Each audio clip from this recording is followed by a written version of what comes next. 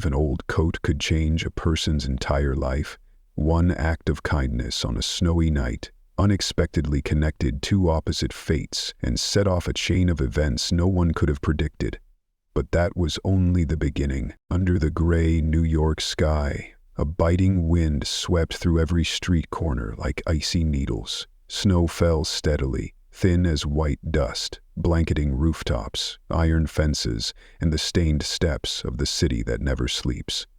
A street lamp flickered faintly beside an old bus stop, and beneath its glow, Ethan Miles stood still, his hand gripping a thin briefcase containing 5 resumes, 5 silences with no reply. He was 46, once a construction engineer, once a husband, once a pillar of strength. Now he was temporarily homeless, as he comforted himself, but he knew that temporary had stretched beyond a year, colder than any winter he'd ever endured. The digital clock outside the pharmacy blinked 8:41 p.m. The bus still hadn't come. His feet in tattered old shoes were losing sensation. Ethan hunched over, trying to stay warm in a worn-out army jacket he'd carried since his youth.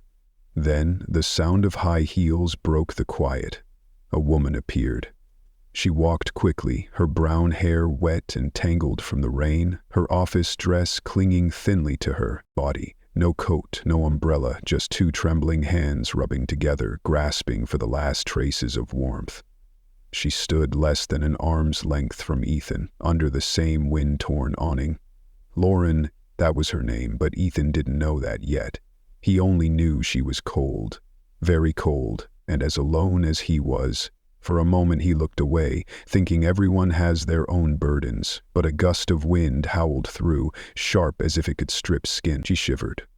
Ethan looked back. In that single moment his heart ached, not from the cold, but from seeing the shadow of Lily, his late wife, trembling in that hospital winter long ago. Without another thought, Ethan took off his only jacket and stepped forward, gently draping it over her shoulders. She flinched. "You don't have to do that." He smiled, a weary but warm smile.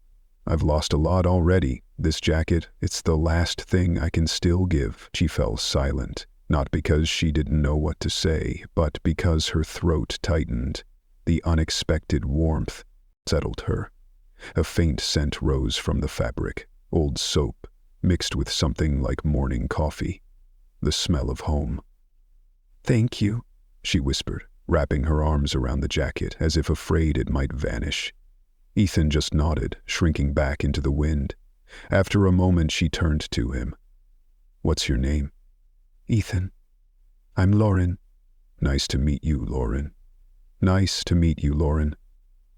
The headlights of the bus finally cut through the snowy haze. As the door opened, Lauren stepped aboard, then paused, pulling a business card from her purse. "If you ever need anything, call me." He took it, not expecting much. Everyone leaves a card. Not everyone comes back. The door closed. The jacket was now on her shoulders, and for the first time in months, Ethan looked up at the snow-blurred sky and thought to himself, maybe tomorrow will be different. Under the soft morning light of New York, Lauren Taylor sat motionless by the window of her 28th floor office, her gaze quietly tracing the faint streaks of mist on the glass. In her hand was a small piece of paper, a crumpled crayon drawing, its edges worn and frayed, with childish scrawl that read, "I love you, Daddy, Noah." She hadn't slept all night. The jacket given to her by the stranger, Ethan, now hung behind her office chair, still carrying the faint scent of cheap soap and something else, like a memory. But it was the piece of paper tucked inside its pocket that kept her mind tethered to that snowy night. Who is Noah, Lauren wondered, and why would a man wandering in the winter cold, empty-handed and with such sorrowful eyes, still have enough kindness to give away the last thing he owned? She pressed the small silver buzzer on her desk. Within seconds, her assistant, Emily, stepped inside. "What do you need, Miss Taylor?" Lauren lowered her voice, as if afraid to hear her own words. "I need you to find someone. His name is Ethan. No last name. I met him at the 56th and Madison bus stop around 8:30 last night." Emily hesitated. her brows slightly raised. "Not for the press, and don't let it leak," Lauren added, her eyes more serious than usual. "And don't ask why." A few days later, on a damp Thursday morning, Emily returned with a thin file. "We pulled data from traffic cameras around the area. We spotted a man leaving the bus stop at that time, heading toward the Bronx. After some tracking, we believe it's Ethan Miles, a former construction engineer. No permanent address. He's likely living in an old van near a warehouse in the South Bronx." Lauren didn't speak for a moment. Her heart slowed. Each line in the file seemed to blur. A former engineer, a father, a homeless man, silently carrying a past and its pain. "Take me there," she said softly. "You want to go in person? We could send someone to approach." Lauren shook her head. "No, I want to see him myself." The car stopped at a snow-covered vacant lot. In the distance, an old Chevy van, coated in a thick layer of snowy dust, sat tucked behind a warehouse. Lauren stepped out of the car, the cold wind stinging her cheeks, but she didn't care. Each step on the dry snow crunched like her heart closing the distance to a vital piece of herself. As she approached, the van's door creaked open. Ethan stepped out, his hair disheveled, his shirt wrinkled, his eyes wide with surprise. Then they softened. He recognized her. "Lauren?" he asked faintly, as if he couldn't believe it. She smiled, awkwardly but sincerely. "I came to find you." The snow hadn't melted yet. Pale patches clung to rooftops and curbs, framing the quiet of an early winter morning. Before Lauren Taylor's building, where footsteps usually strode with confidence, a visitor now arrived, moving slowly, hesitantly, as if carrying years and cold winds into the glass lobby. Ethan Miles had come. She was waiting in a corner of the 18th floor meeting room, a private space Lauren had requested. Morning light streamed through the glass, casting shadows of two very different people. A man in an old jacket with disheveled hair and mismatched shoes, facing an elegant CEO in a pale gray turtleneck sweater. "Thank you for coming," Lauren said softly, her voice trembling slightly, as if she herself couldn't quite believe she'd arranged this meeting. Ethan nodded. "I honestly didn't think you'd look for me, or need to." They sat down, two chairs positioned just far enough apart to maintain a necessary distance between politeness and caution. "Do you still have that jacket?" Lauren asked quietly, half joking, half serious. Ethan let out a laugh, hoarse and fragmented. "No, it's yours now, I think. It found someone who needed it more." Lauren looked at her hands, still holding the crayon drawing she'd brought with her. "The picture, is it from your son?" Ethan sat still for a few seconds, then nodded faintly. "Noah. He likes to draw when he's sleepy. I keep it like a promise." "You were an engineer?" "Was," Ethan replied slowly, "before everything fell apart." Lauren didn't press. She only nodded, as if gently gathering his pieces, carefully. "You know," she continued, her eyes drifting to the hazy sky outside, "that night, when you gave me the jacket, I stopped feeling cold, not because of the temperature, but because, for the first time in a long while, I felt seen by someone." Ethan turned to her, surprised by the confession. "You're successful. You have a whole company with your name on it. Why would you do to help? But I want to do something." Ethan looked at her. "Because of the jacket? Because of the person who gave it," she replied, her eyes never leaving his. The glass tower of Infinity Group loomed like a mountain of light amid the frigid city. Standing at its base, Ethan Miles suddenly felt small, not just because of its height, but because of the dust of poverty that clung to him from the streets beyond the bridge. The shirt he wore had been ironed smooth, but it was old. His shoes were clean, but they couldn't hide the frayed stitching at the heels. He stood still before the revolving door, his hand gripping the strap of a cheap canvas bag holding a few copies of his resume and the preliminary contract Lauren Taylor had sent him yesterday. The doorman offered a professional smile, but his eyes quickly scanned Ethan's attire. A polite nod. a glance just enough to make Ethan feel out of place. He stepped into the lobby. Everything here was sleek, uniform, with wordless music playing as if programmed to soothe any excess emotion. But it didn't calm the sweat gathering in his palms. "Mr. Ethan Miles?" A young receptionist approached, her posture neat in a perfectly fitted uniform. Ethan nodded. "Miss Taylor is waiting for you on the 5th floor. I'll take you up." The elevator was silent. Mirrors on every side reflected Ethan's sun-weathered face and unevenly shaved stubble, standing beside the receptionist who looked like she'd stepped out of a corporate magazine. He lowered his head slightly, avoiding his own reflection. 5th floor. The doors opened to a hallway carrying faint traces of coffee and expensive perfume. At the end, Lauren stood waiting, simple in a cream-colored sweater and dark trousers, yet still striking in the flawless space. "Hello," she smiled. "Did you find the place all right?" Ethan nodded, his tongue feeling dry. He tried to muster a smile, but only the creases around his eyes deepened. They entered a small room, soft light pouring in from the window. On the table sat a steaming cup of coffee and a prepared sandwich. "I think I'd need this kind of welcome," Ethan said, his voice catching. Lauren sat across from him. "It's not a welcome, it's a celebration." He looked around. Inspirational posters lined the walls, and a small framed quote read, "We begin by seeing each other." "Honestly," he gave a faint laugh, "I'm not sure I should be here." Lauren tilted her head. "Why not?" Ethan pulled the contract from his bag and placed it gently on the table. "I've never sat in an office like this. I used to work on construction sites, wearing a hard hat, eating lunch next to a cement mixer. Here, I'm afraid I'll break something." Lauren paused, then spoke slowly. "You've fixed an entire roof in the middle of a storm, haven't you?" "Yes," he replied. "Then think of this as another roof. It just needs a different kind of fixing." Ethan lowered his head.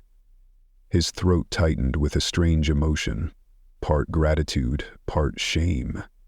As if, for the first time in years, someone hadn't just invited him in, but truly wanted him to stay. The snow had melted, leaving clear streaks of water on the sidewalk. The air was no longer biting, just crisp, a cold that stirred memories. Ethan Miles stood before the faded green iron gate of Samuel's Place, an old community center in South Brooklyn.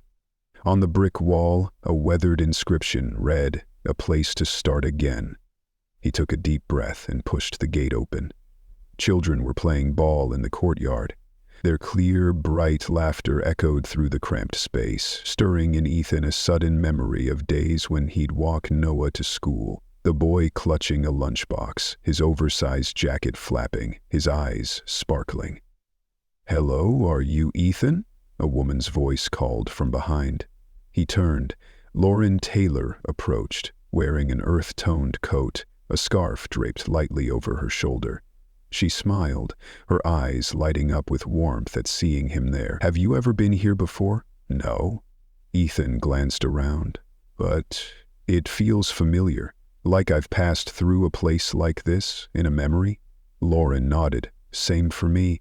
The first time I came here, it felt like meeting my childhood again, the time when I still knew how to dream." They stepped inside. A small room greeted them, with mismatched tables and chairs, walls covered in scribbled drawings and colorful words proclaiming, "Every child matters." Ethan froze before a crayon drawing, a man in a hard hat holding hands with a child in front of an unfinished building. "Dad takes me to work." The shaky caption below made him swallow hard.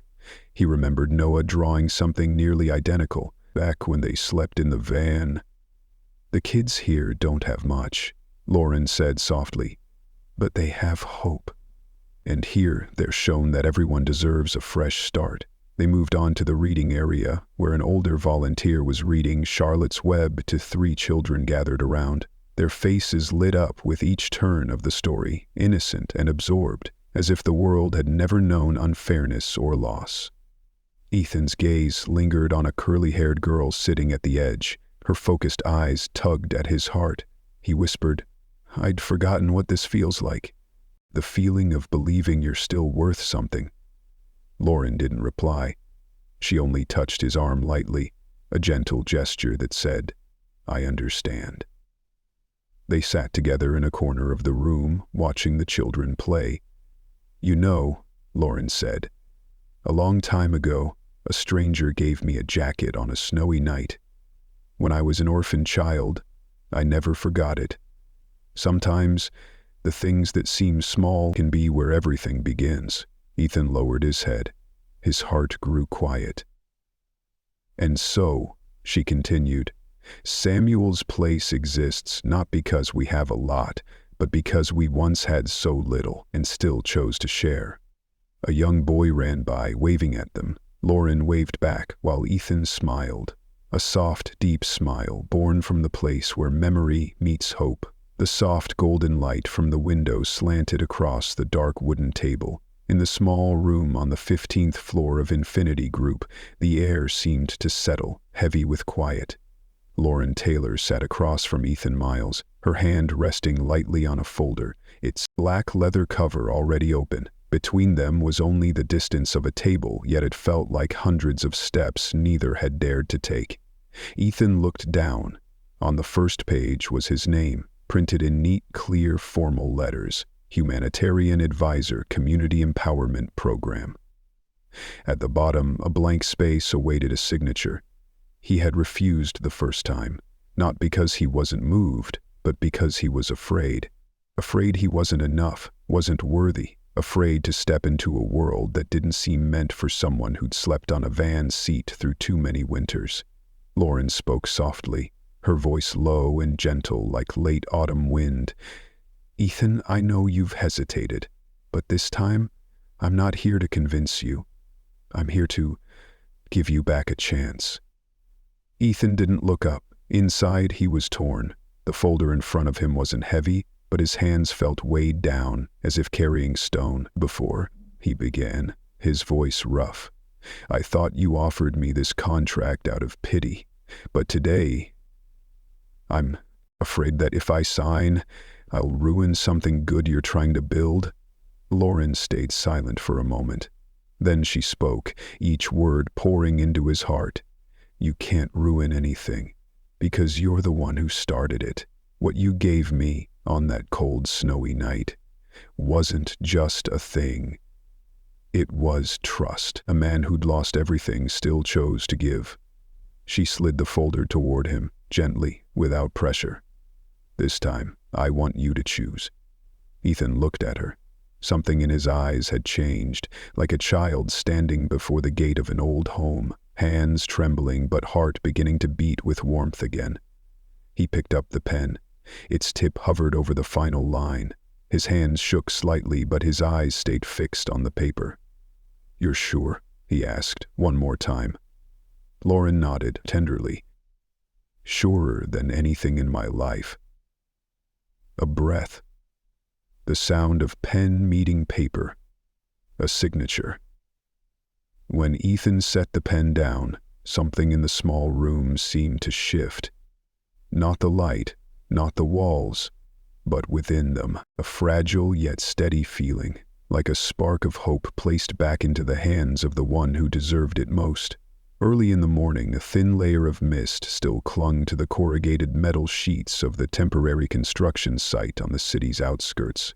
The damp smell of cement and fresh steel filled the air, as familiar to Ethan Miles as his own breath.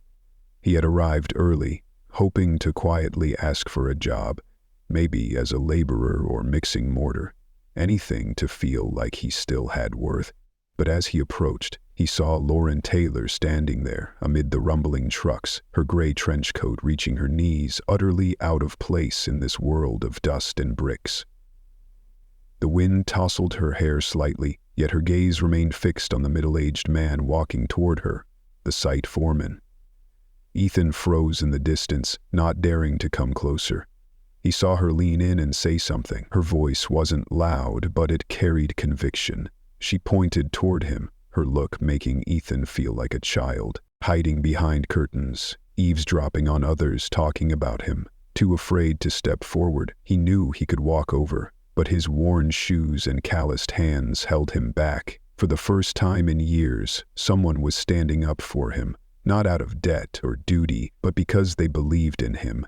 Lauren was asking for a job on his behalf, not with the authority of a CEO, but with sincere eyes and a steady voice. The foreman nodded slowly. He glanced at Ethan. They exchanged a nod, a silent invitation, no need for many words. Lauren walked toward him. Her eyes were gentle, but his heart pounded. "What did you say to them?" Ethan asked, his voice hoarse. She smiled faintly. "That I know someone who once built an entire hospital in Boston with just his 2 hands. He looked down at his hands, cracked, weathered, but still capable of creating something. "I'm not sure I can still do what I used to," he said. "No one expects you to be who you were," Lauren replied. "They just need you to be yourself, kind, patient, and willing to start again." Ethan fell silent. Her words were like bricks being laid, one by one, forming a new path. Not dazzling, but sturdy enough to walk on. He nodded slowly, then stepped toward the construction site. When he took the hard hat from the supervisor, his hand trembled slightly, not from fear but from emotion.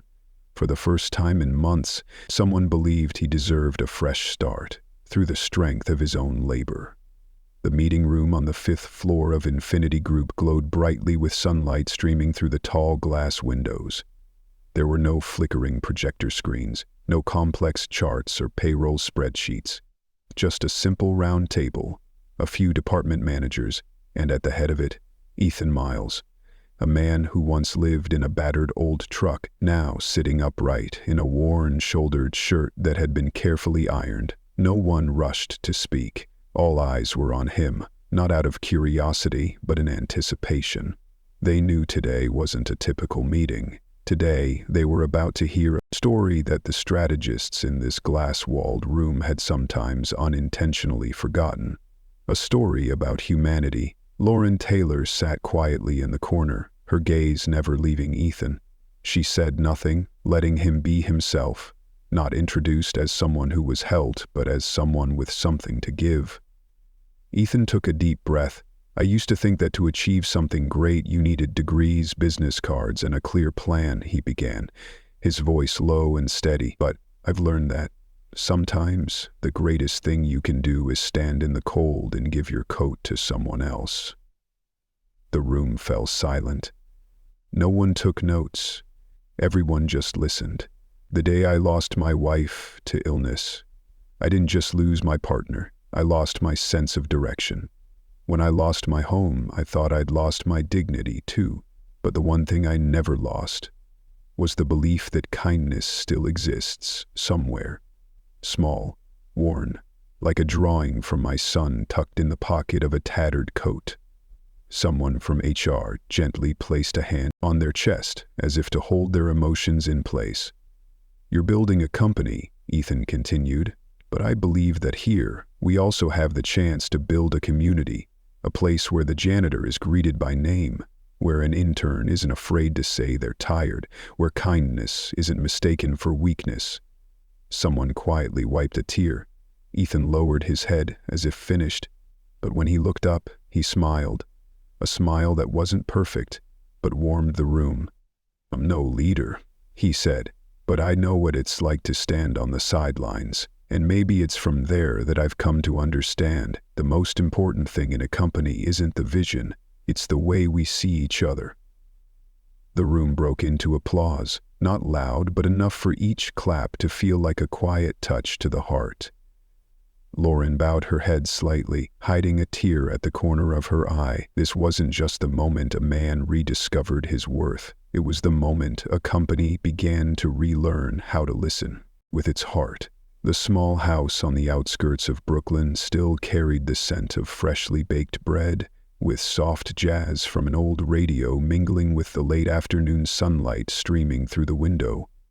Ethan Miles stood quietly in the kitchen, his hands trembling slightly as he held a dish towel. On the table were 2 warm plates of pasta, freshly served, and beside them, a new photo of the teenage boy he used to hold close every night in that old truck. Jake. The wooden door creaked with a soft click. Footsteps echoed, hesitant but familiar. Ethan looked up. The boy stepped in, a backpack slung over one shoulder, his hair slightly messy, his college jacket dusted with the road. In his eyes there was something so young and so old. It was Jake. "Hey, Dad," he said, not too loud but clear.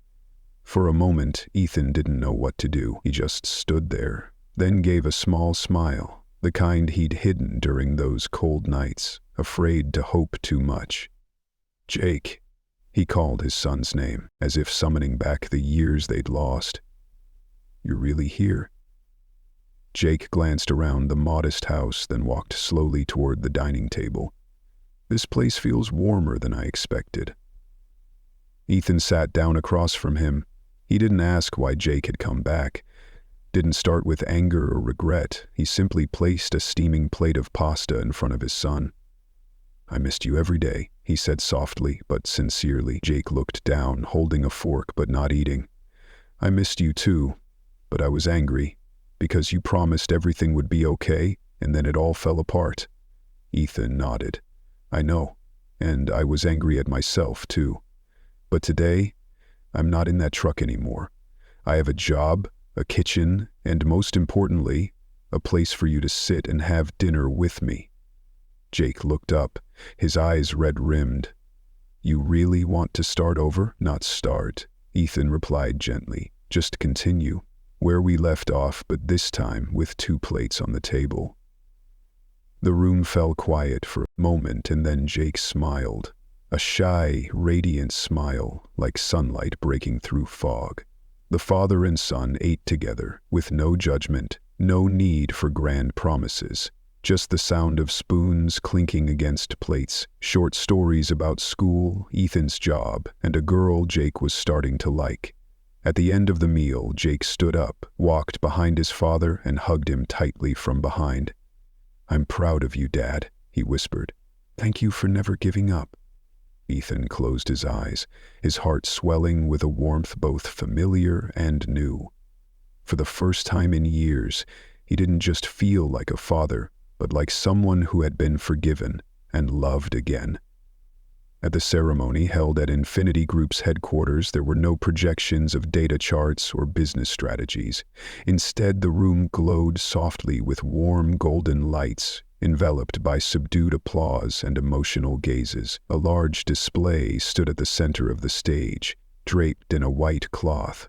On it, shimmering words read, "One act, one life, one new beginning." Lauren Campbell stepped up to the podium, her eyes glistening, but her voice steady.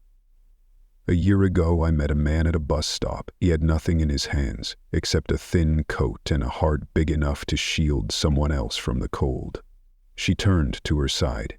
Ethan Miles walked forward, unassuming in a carefully pressed dark suit. But what hushed the audience was the presence of Jake, his son, sitting in the front row with eyes sparkling brightly. Lauren pulled back the white cloth, revealing the old coat, cleaned, meticulously mended, but still bearing the worn patches at the cuffs.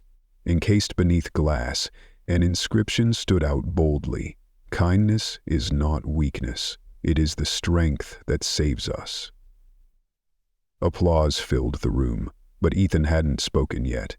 He stepped to the microphone, took a deep breath, and began, not with a story of success, but with a journey of becoming a father, a kind person, and part of something greater than himself. "I used to think I was just a shadow," he said, "but today I understand. A single small act can be a light in the darkest night. The coat I gave away came back to me like a circle, not only warming someone else but warming me too." In the audience, a few people quietly wiped away tears. Young employees who had sought Ethan out during his conversations now smiled, feeling like they too were part of that miracle. Lauren stepped forward, handing him a small plaque. New title, Director of Human Values. But Ethan shook his head gently. "I don't need a title. I just want to keep sitting with those who need to be heard, like I once did." Below, Jake stood up, walked onto the stage, and wrapped his arms around his father. "I used to think you abandoned me. But I was wrong. You were just finding yourself again so you could come back better. The climax wasn't in the bursts of applause, but in that quiet moment when father and son held each other, when Lauren placed a hand on Ethan's shoulder, when the entire room no longer saw him as the homeless man who saved a CEO, but as a teacher of compassion, of starting anew. Some stories touch the deepest corners of our hearts, not because of miracles, but because of simple acts of kindness. Thank you for joining Millionaire and Heart Stories. We hope you carry a bit of this warmth with you on your own journey.